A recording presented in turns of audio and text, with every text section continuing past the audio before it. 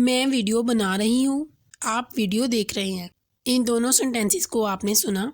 जो पहला सेंटेंस है उसमें मैं वीडियो बना रही हूँ, यानी कि मैं एक काम कर रही हूँ वीडियो बनाने का।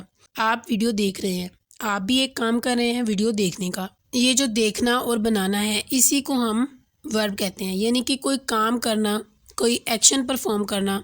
जैसे सोना है, अगर कोई पर्सन सो रहा है तो वो भी एक काम कर रहा है। अगर कोई बच्चा खेल रहा है वो भी एक काम कर रहा है।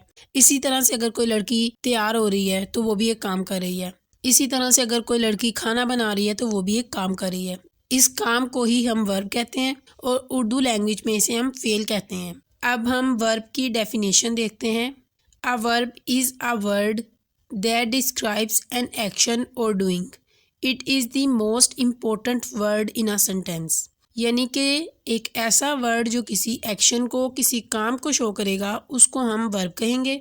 ये एक इम्पोर्टेंट वर्ड है एक सेंटेंस में। अब हम वर्ब की एग्जांपल्स देख लेते हैं।